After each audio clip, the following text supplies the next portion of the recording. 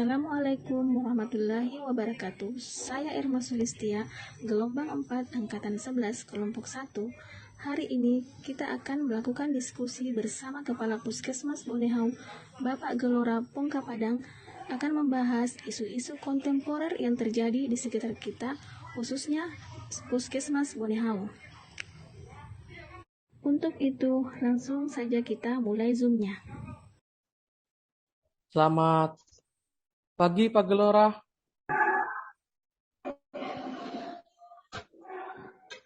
Apa temanya hari ini?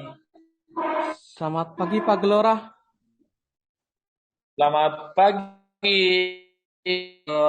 Pak Widi. Gimana teman-teman? Hadir Ya. semua? Sudah Ya, Pak. selamat pagi Pak. Selamat pagi Pak. Sudah. Pagi Pak. Ya. Ini teman-teman. Suster. Iya Pak.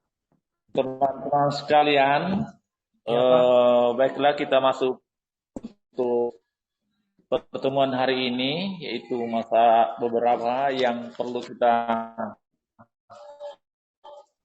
bahas, yaitu kesenjangan sosial, gratifikasi, sistem kepadatan penduduk, radikalisme, dan diskriminasi. Iya Pak. Baiklah, sebelum kita mulai, pertama-tama saya ucapkan terima kasih waktu yang kesempatan yang diberikan kepada saya untuk memberikan membawakan materi tentang yang pertama masalah kesenjangan sosial baik di dalam lingkup kerja maupun di lingkup masyarakat, bahwa perlu kita harus sadari bahwa di wilayah kerja khususnya di wilayah Puskesmas Bonehau ini, kalau masalah kesenjangan sosial ini beda dengan di kota, karena kalau di kota ada perbedaan yang sangat jauh, signifikan. Kalau khusus di wilayah kerja kita ini di A4 desa ini, ya saya hubungkan dengan kesenjangan sosial yang ada di kerja kita secara umum, secara khusus ini, bahwa kita di sini agak bagus terhubung, karena yang masalah ekonomi itu kurang lebih sama, karena di sini kita di bawah garis kemiskinan semua. Boleh dikata 90% masih rata-rata kegiatan yang bersubsidi. Misal kartu sehat dan bantuan-bantuan sosial lainnya. Yang di sini itu mayoritas masih di bawah garis yang tidak mampu. Jadi masalah kesenjangan ekonomi itu tidak terlalu kentara karena garis rata-ratanya seperti itu. Terus secara umum, secara nasional, bahwa kesenjangan ekonomi sosial itu memang sangat kita mengerti, utamanya dalam melaksanakan tugas, karena kita sebagai abdi masyarakat harus kita mengetahui bagaimana hal-hal menghadapi masyarakat dengan kesenjangan sosial. Jadi kita harus mengerti, memahami, bisa bagaimana caranya masyarakat tersebut tidak minder dan menangani hal-hal permasalahan utamanya di bidang tugas kita. Umpamanya ada masyarakat yang kurang mampu, terus ada masyarakat yang sangat mampu.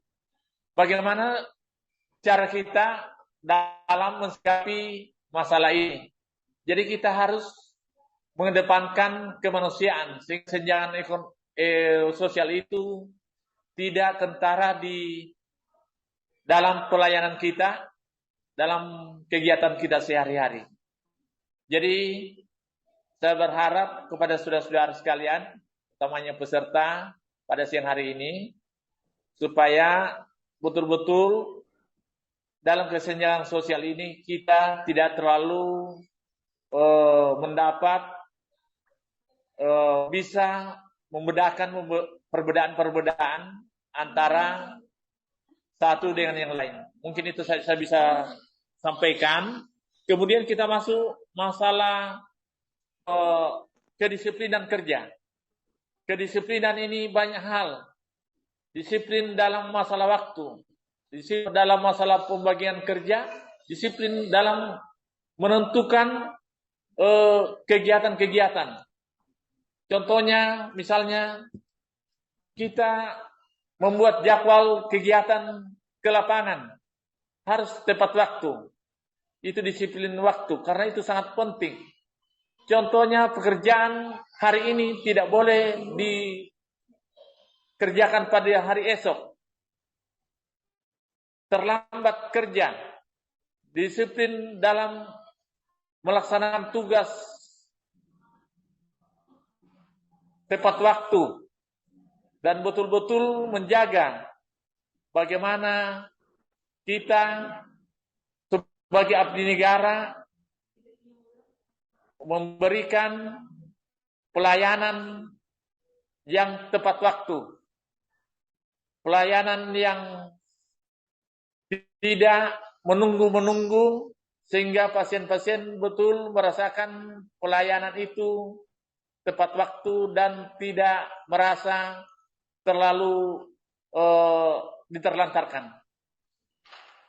Jadi saya harap kepada saudara-saudara sekalian, masalah kedisiplinan ini, disiplin dalam berpakaian, disiplin dalam kegiatan sehari-hari. Jadi saya minta kepada saudara-saudara sekalian bahwa betul-betul bukan kita bicara disiplin saja, tapi betul-betul bisa dilaksanakan dari diri kita sendiri. Kita camkan bahwa kedisiplinan itu sangat penting sekali. Karena semua pekerjaan bisa terlaksana dengan baik dan capaian kita bisa capai dengan baik apabila kita menggunakan betul-betul kita disiplin dalam segala hal. Tidak ada. Jadi teman-teman sekalian, mungkin itu di hal kedisiplinan. Saya masuk radikalisme. Radikalisme ini di negara kita, di sana sini ada isu-isu bahwa ada teroris, ada yang berbeda paham, hal-hal yang bisa menghambat kegiatan-kegiatan, menghambat dalam pembangunan, menghambat pelayanan. Itu dikatakan radikalisme, termasuk menghambat bertentangan dengan Pancasila dan Undang-Undang Dasar 45 yang seperti kita kemarin, bahwa kita ini berbangsa dan bernegara ini harus betul-betul mempunyai standar bahwa kita ini negara Pancasila. Tidak boleh kita membuat paham lain. Tidak boleh kita membuat pengertian-pengertian lain yang bisa membingungkan saudara-saudara kita, utamanya kita sebagai abdi negara di tengah-tengah masyarakat. Harus kita menjadi contoh bahwa paham-paham yang di luar paham yang sesuai dengan paham persatuan di dalam Bhinneka Tunggal Ika, tetap kita mengarah kepada Pancasila.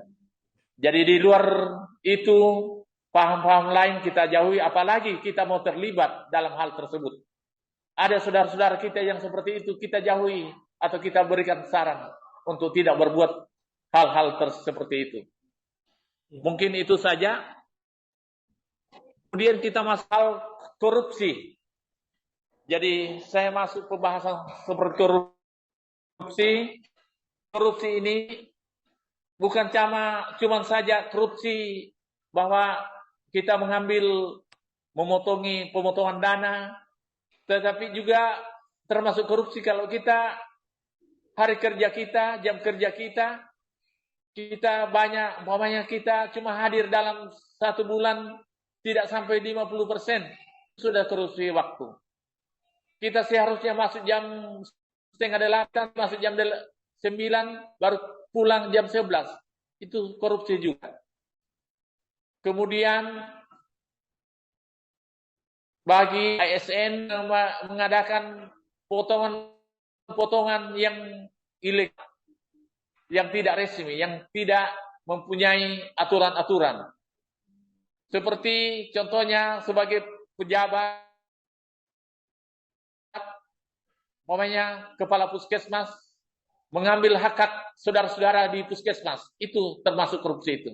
Jadi penjelasan masalah korupsi ini sangat luas sekali, tetapi mungkin saya tidak terlalu akan sampaikan secara detail karena mengingat waktu dan masih banyak materi-materi lain.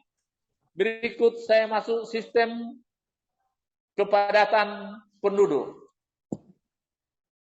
Secara umum bahwa kepadatan penduduk di Indonesia ini ya sangatlah betul-betul menjadi beban negara juga, bahwa kepadatan penduduk ini utamanya di luar Sulawesi ini, utamanya di Pulau Jawa ini betul-betul sangat menjadi beban pemerintah karena baik masalah tempat dan kebutuhan sosial lainnya.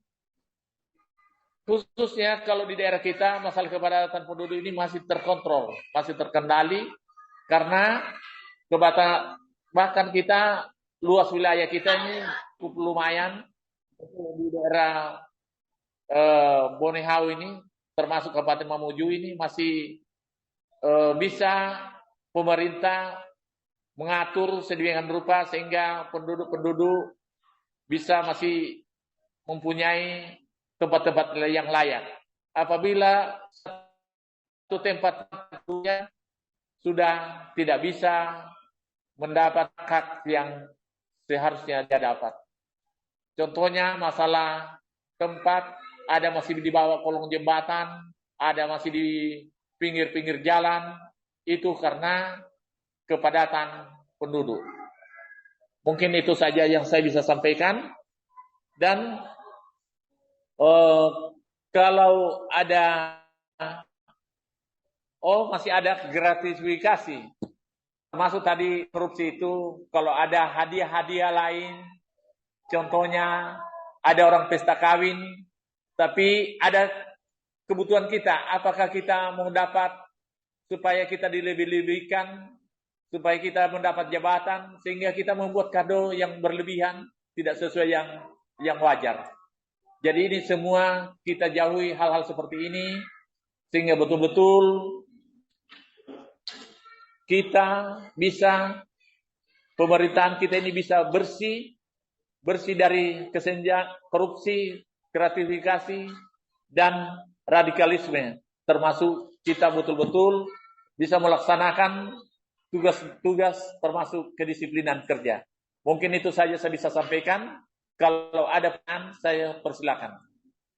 Ya, untuk Dr. Rima atau Kak Irma, ada yang mau ditanyakan? Izin Pak bertanya.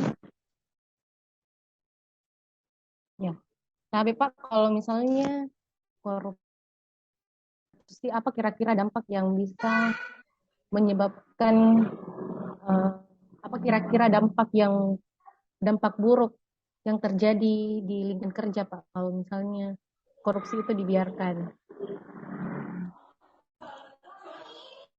Yes. Dampak buruknya kalau korupsi dibiarkan itu merugikan. Kalau secara umum akan merugikan negara, utamanya masyarakat yang kecil. Contohnya ada bantuan-bantuan yang seharusnya sampai itu habis di tengah jalan, dipotongi oleh pejabat-pejabat yang tidak bertanggung jawab. Jadi sangat berdampak sekali, berdampak kepada ekonomi, sosial budaya, kalau korupsi ini tidak dibasmi. Secara khusus, di dalam lingkup puskesmas, kalau korupsi ini